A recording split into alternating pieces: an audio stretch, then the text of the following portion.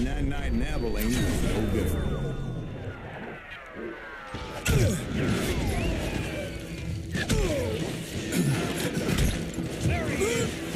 I was there with the intention of finding that bastard Bob and collecting the bounty on John Wesley.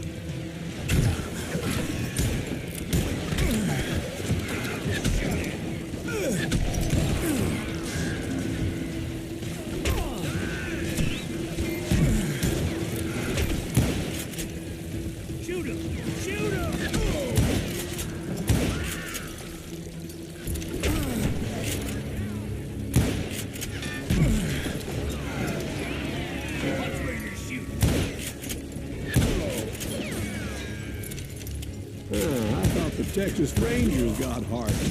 Yeah, that's what they want you to believe.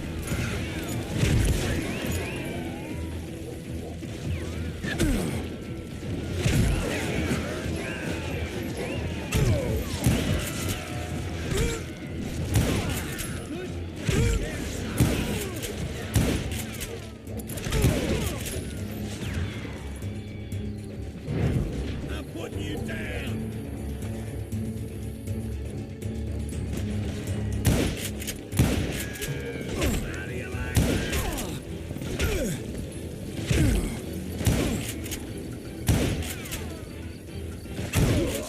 It was cold and a witch's tit and a brass bra that night as I fought my way past his loyal compadres.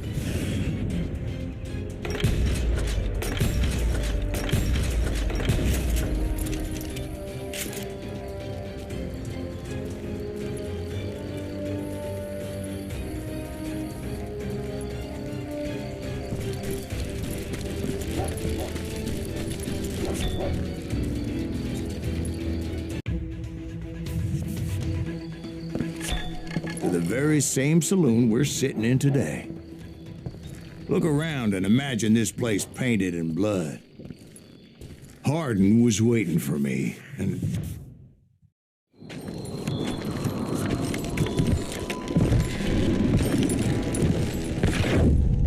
Wait, I'm jumping the gun here. Let me back up and give you some background on this sumbitch. He deserves that much. Don't you think so, Ben? John Wesley Hardin was a killer. By the end, he confessed to taking the lives of 42 men. Fathers and husbands, brothers and sons, men with families who cared about them. He was a bona fide folk hero by then, and had amassed a gang of armed miscreants and other assorted thugs. He and his men set up camp outside of town, and I was hoping Bob was among them. Damn it! Shoot that son of a bitch! They didn't ask why I was there. They knew. Most of them were wanted as well. I figured Hardin was here somewhere, but to get to him, I'd have to get past his gun hands. And that was easier said than done, as most of them were as foolish and full of bravado as I was. I had to spill a lot of blood to find out Hardin wasn't in that camp. He was carousing in town with his closest friends. Hardin's boys apparently didn't want me to reach the Bull's Head. Some were hightailing it into town to inform their jefe of my unwelcomed presence.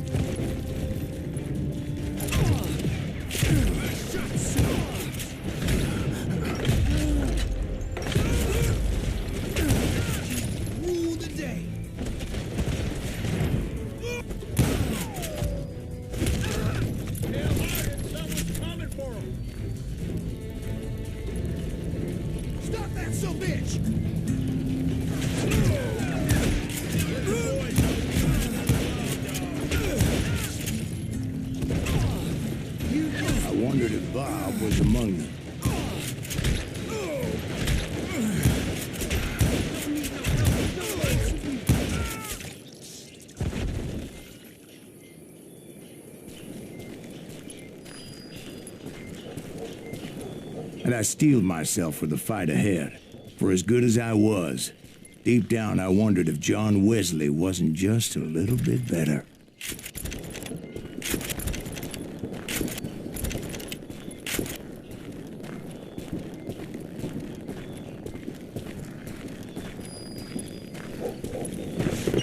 Before I could test my mettle against Hardin, however, I would first need to dispatch his cadre of hired killers.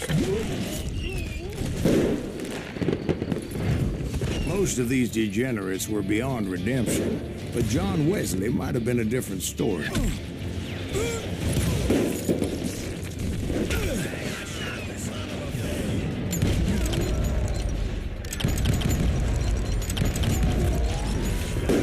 I didn't learn until later that that night was in fact his birthday celebration.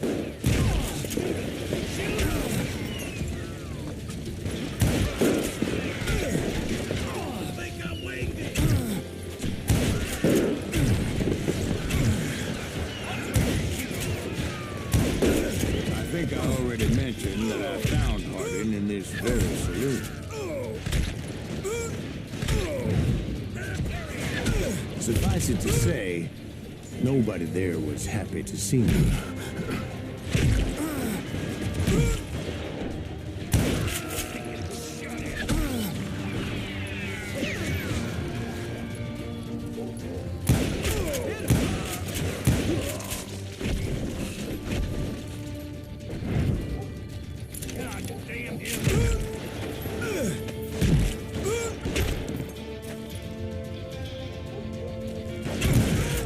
In fact, I felt a certain hostility.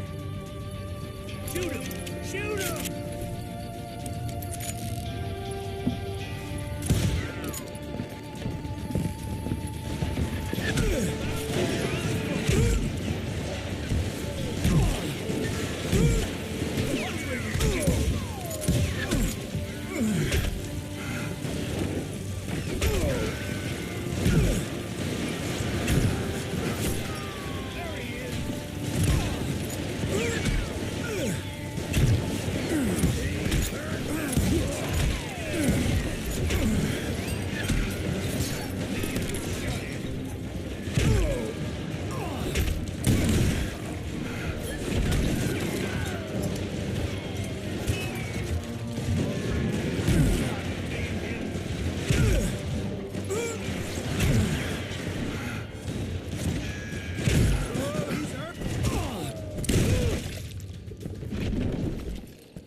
Shoot him!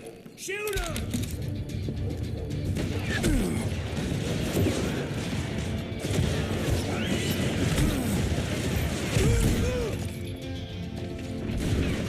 We'll have to do everything.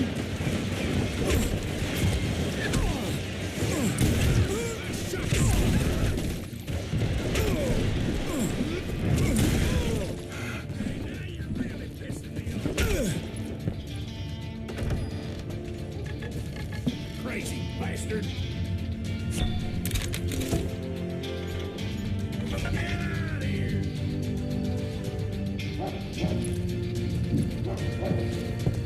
Hold still!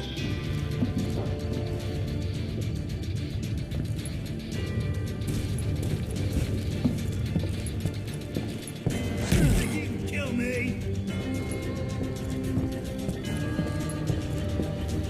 Come on out, you yellow bastard! Die already!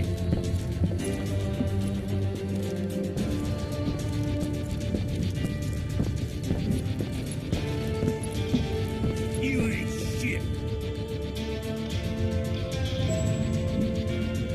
Not enough!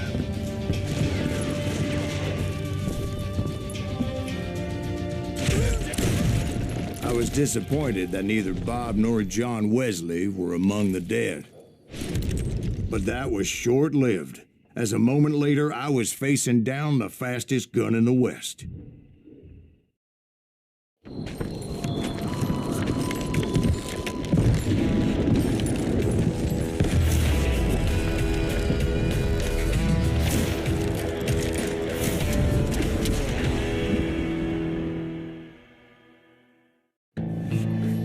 felt a bolt of adrenaline. Or maybe that was fear. He was well known for his tricks, and I knew I'd need my own if I was ever to defeat him.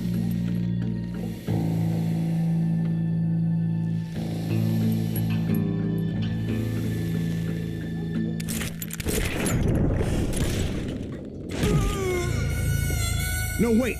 He didn't hit me then. I'm sure of it.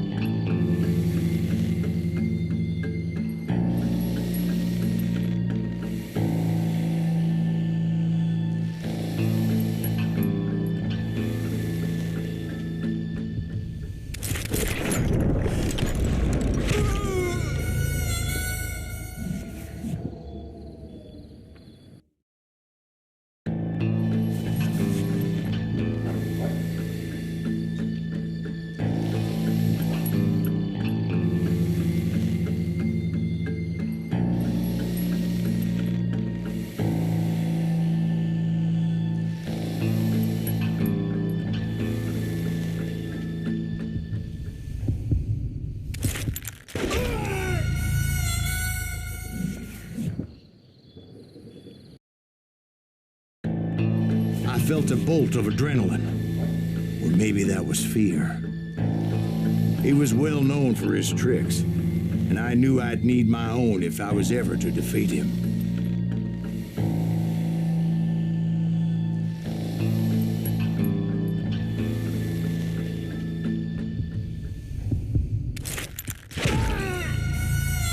No, wait! He didn't hit me then. I'm sure of it.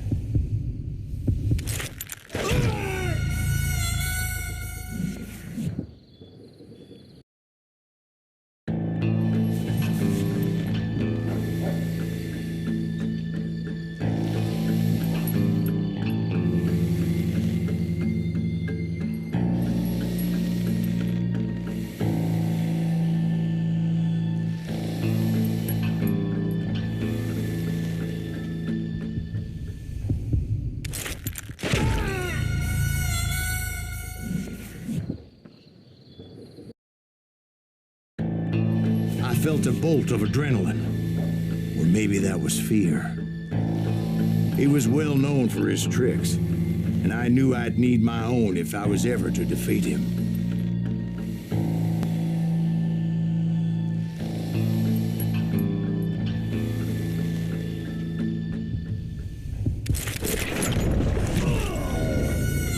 No, wait! He didn't hit me then. I'm sure of it.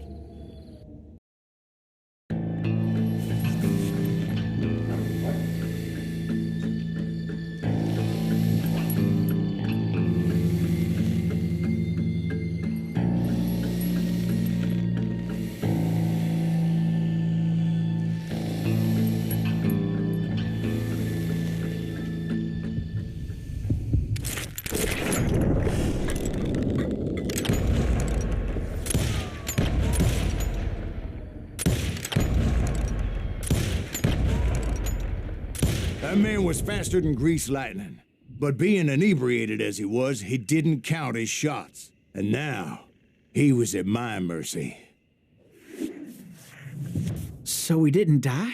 No, I sent him to prison. Years later, after he was free, some restless Avenger took his life. Shot him in the back at a saloon just like this one. And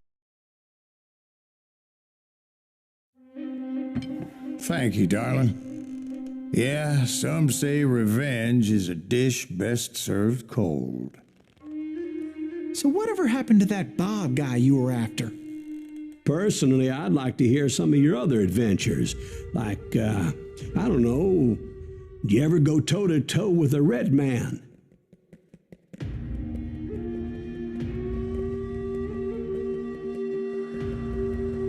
Yes, I did, Ben. I remember once I was after this renegade Apache, Grey Wolf. Strangely enough, revenge was also his primary motivation.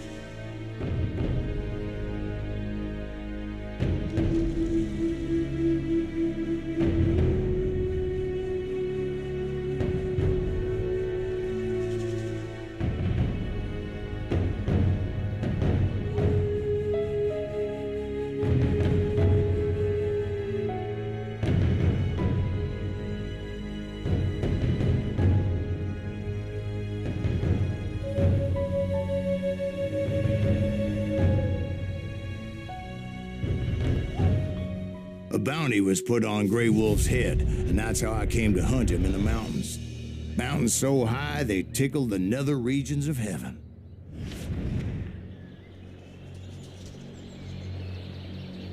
Grey Wolf was a Chiricahua Apache medicine man who had led a war party in revenge for a massacre against his people. The U.S. Army had attacked his tribe during his daughter's sacred sunrise ceremony, and the slaughter was unspeakable. I understood his anger. as there's nothing more traumatic than seeing those you love die in a cruel and painful death.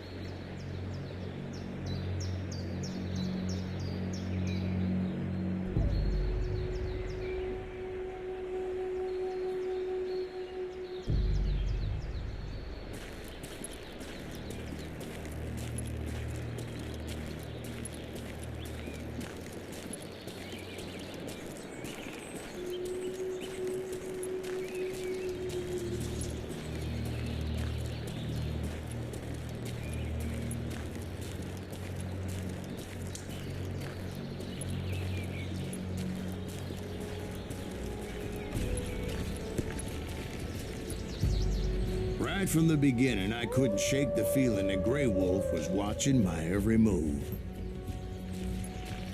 He led a band of young Apache warriors who wanted retribution and were more than willing to die for him.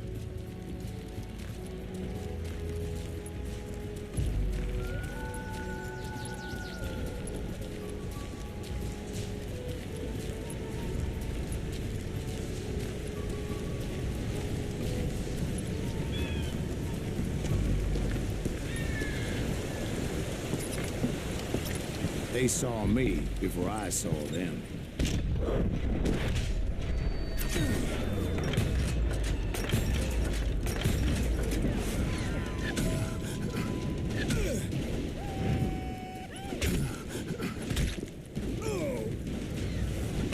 And it crossed my mind that maybe this wasn't such a good idea. But now that the shooting had started, there was no backing down.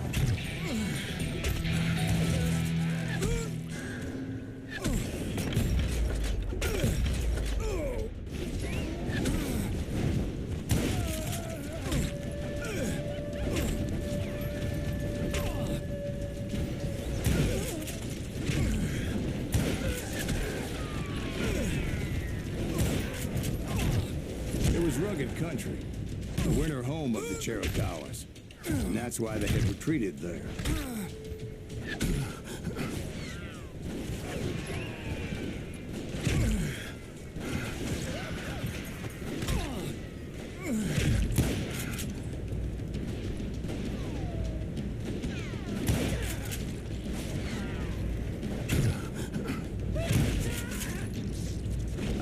To having some regrets about going after them the way I did. But then again, I got a lot of those.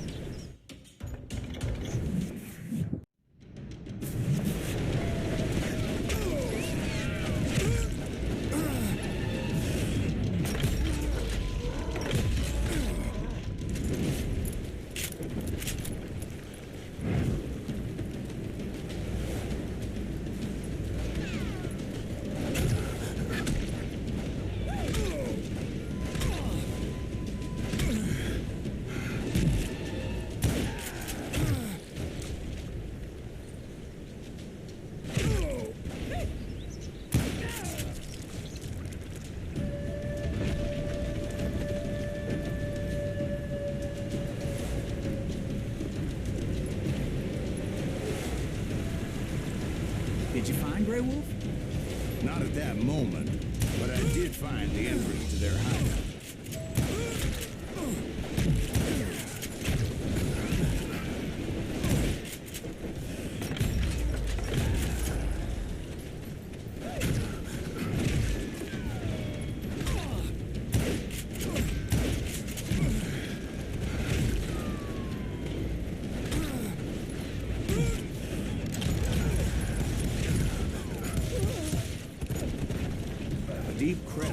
led to a deeper cave. Don't tell me you went in there. Yeah, but it's not out of bravery so much as pure, angry cussing.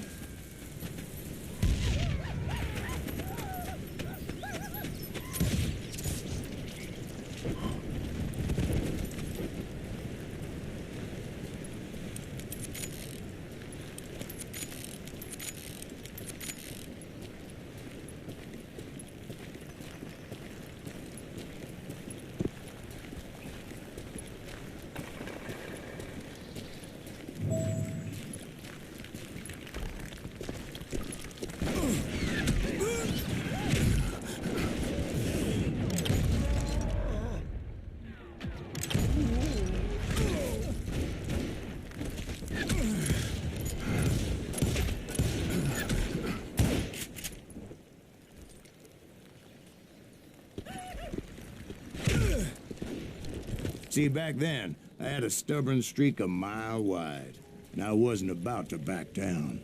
So it was like pitch black in there? Actually, it was pretty well lit. They had torches on the walls.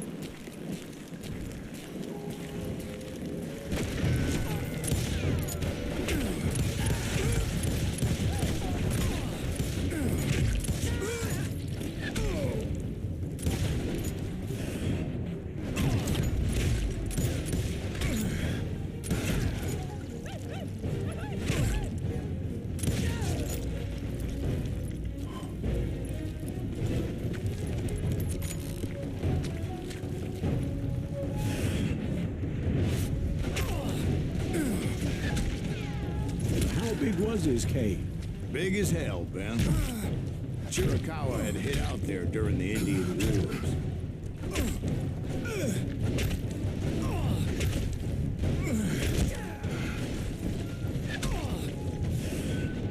They thought it was haunted with the ghosts of those murdered by the horse soldiers. The cave was haunted with dead Indian ghosts?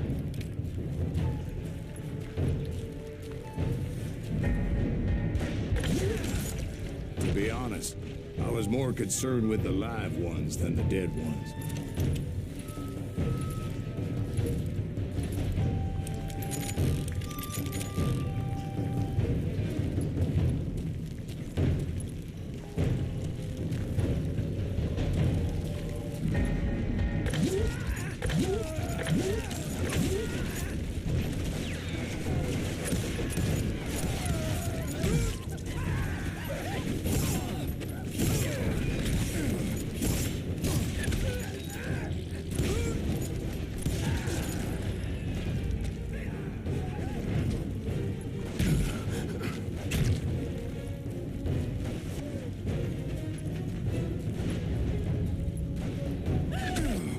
How come you know so much about engines?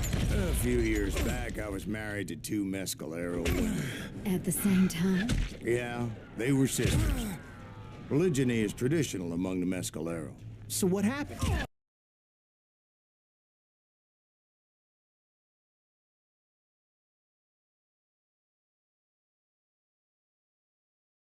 What happened with Grey Wolf?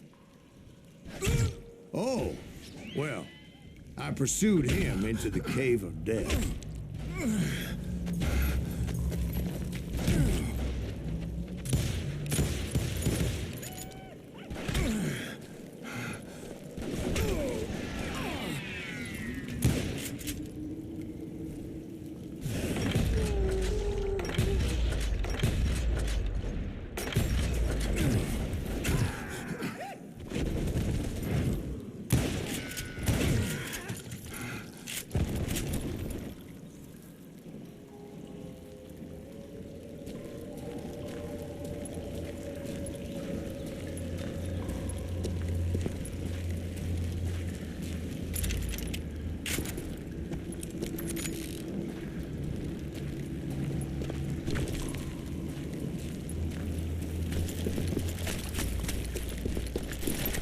came upon this flooded grotto, and that's when I saw him.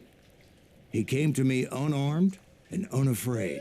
His voice echoed in the shadows, and I sensed he meant me no harm. You carry great darkness in your heart, and if you do not release it, it will claim your soul. The sound of his voice put some kind of ancient Indian spell on me.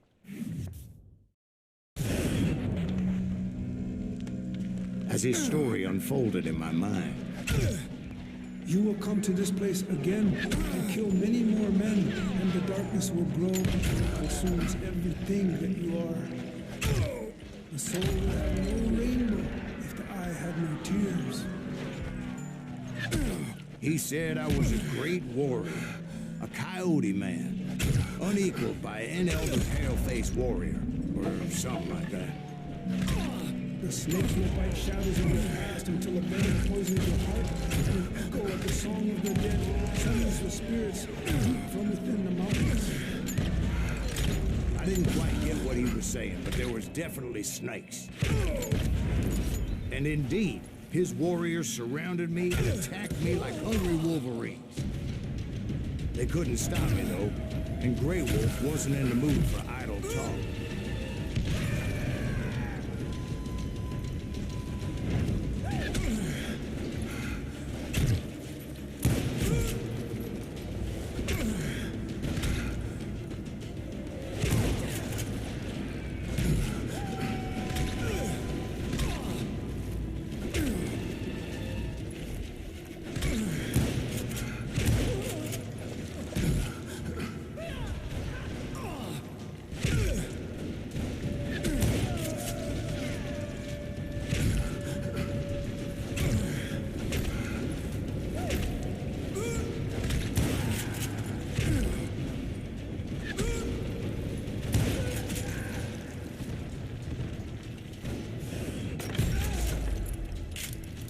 I swear I couldn't see any way out of this trap. But suddenly, one just appeared, kind of like a miracle.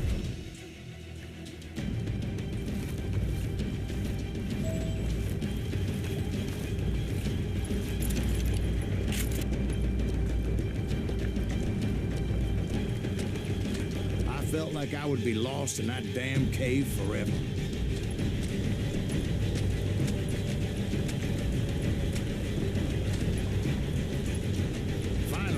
Myself back outside, perched on the edge of a precipice overlooking a thundering whitewater river. To get where I was going required several leaps of faith, but no way in hell I was turning back.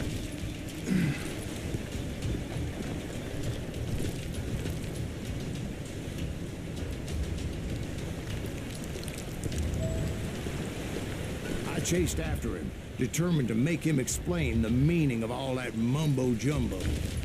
Mumbo-jumbo's right. Are you making this all up as you go? A few details may be fuzzy, brother, but I am relating exactly what happened to me.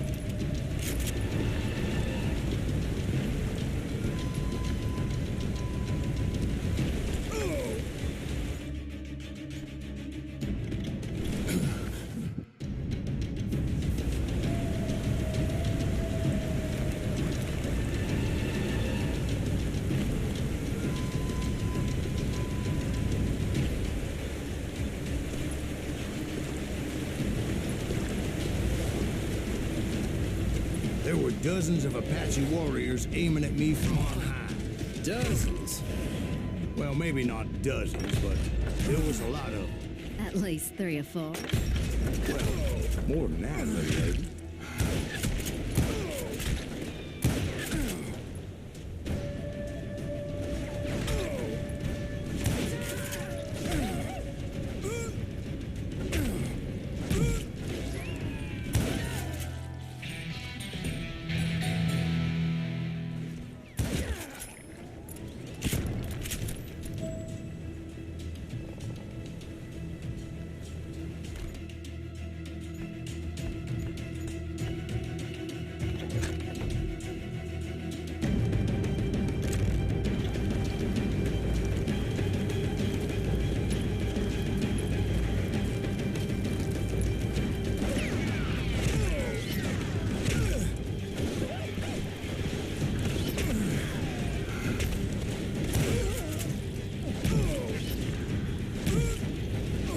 He'd climb up creek ahead of me and scramble up those rocks like a mountain dog.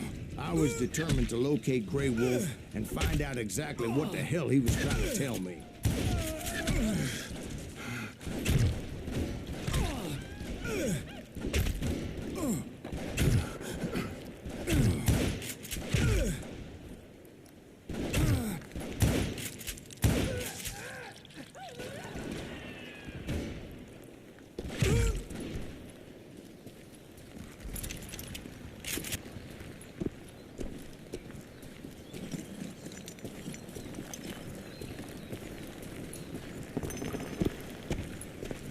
And wouldn't you know it, that crafty son of a bitch led me right into a trap. What kind of trap?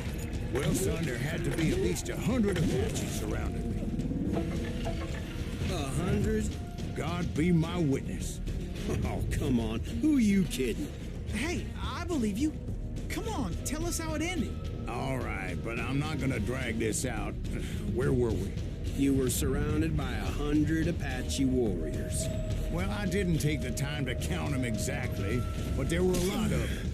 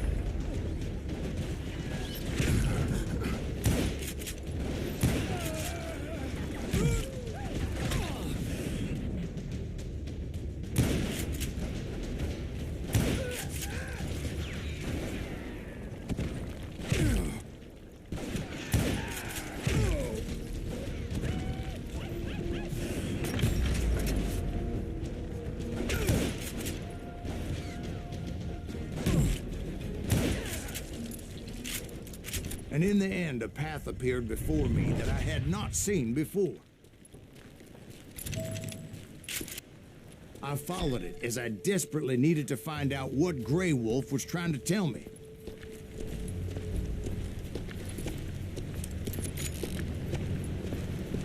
But it was like that son of a bitch disappeared into thin air.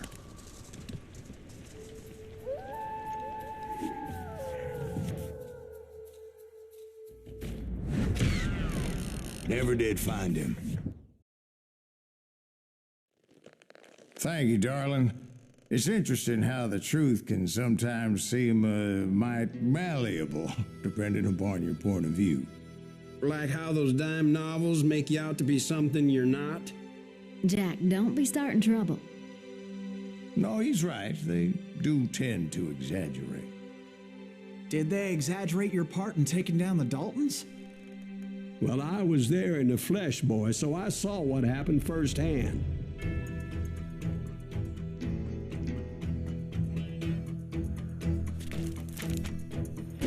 Those Daltons were lawmen once, before they all went bad, robbing banks and trains clear across the territory.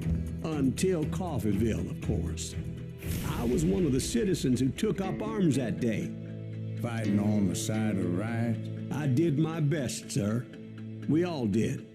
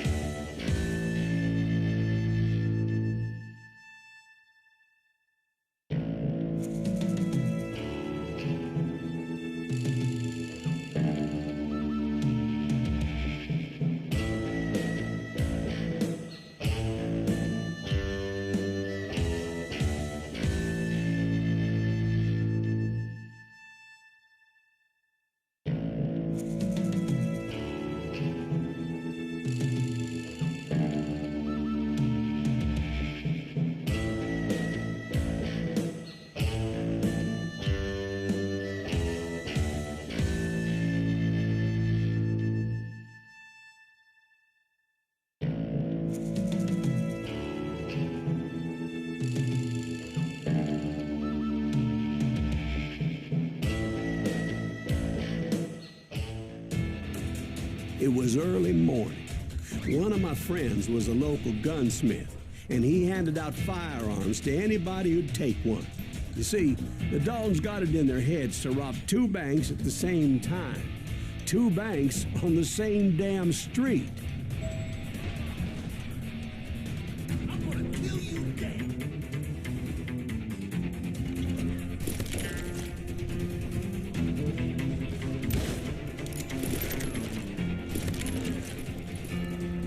You ain't stopping me. The story was Bob Dalton's girl was always writing him about how he had no ambition. Well, the locals recognized the Daltons right off. Before they could get away, half the town took up arms to defend their property. We gotta put some holes in them.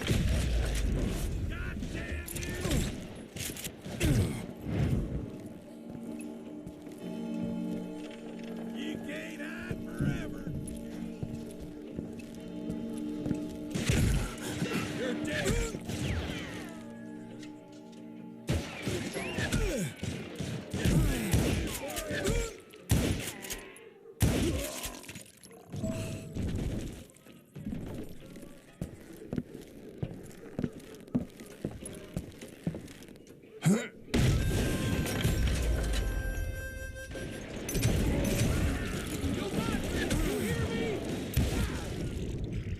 The brothers paid dearly for their stupidity, but everybody knows they had it coming. There's more to it than that.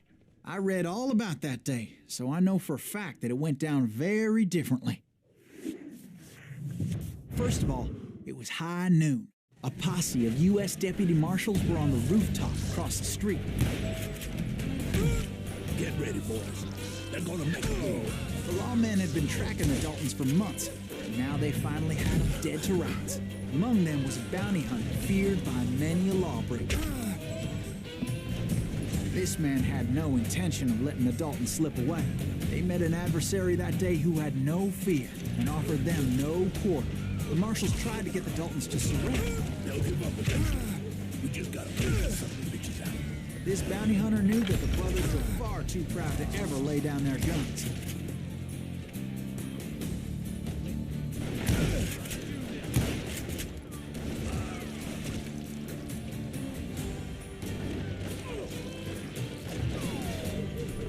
He went in there alone to confront those criminals. One of the marshals shouted, "Where are you going? Are you crazy?" Hey, where do you think you're going, dumbass? That rifle's mine. But he paid him no mind. He saw a way to get around to the back of the bank.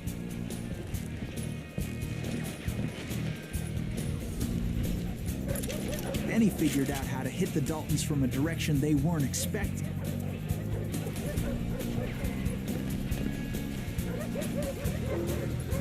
From above. Fortunately, a water tower was right there. A moment later, he was climbing up a steep ladder, laughing at danger as he did.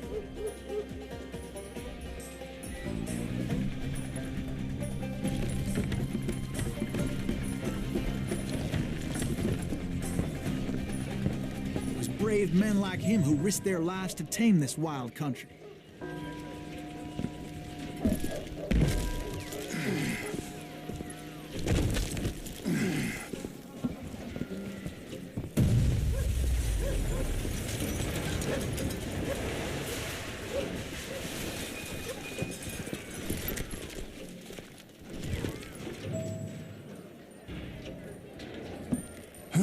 We've got company.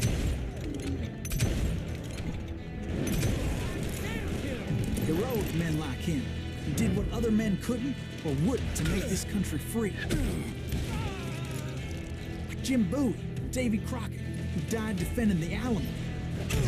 Me and you.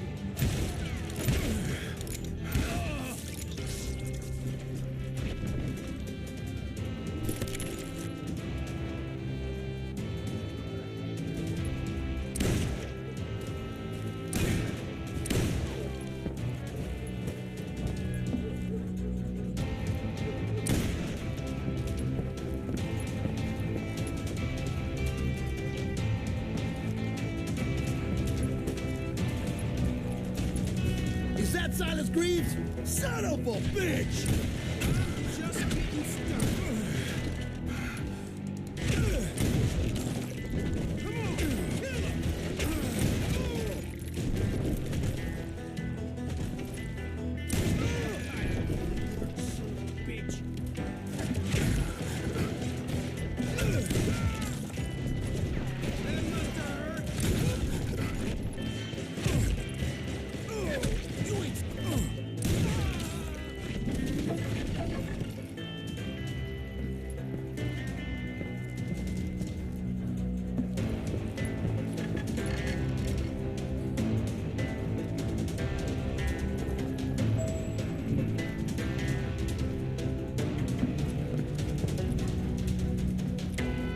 Over there!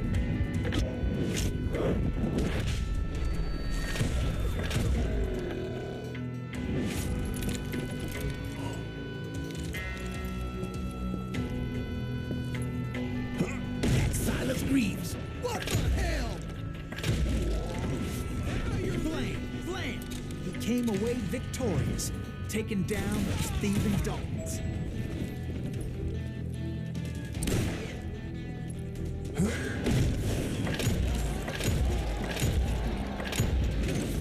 His name was Silas Greaves, and when the dust finally settled, he was the last man standing. Sorry, kid, but that just wasn't the way it happened.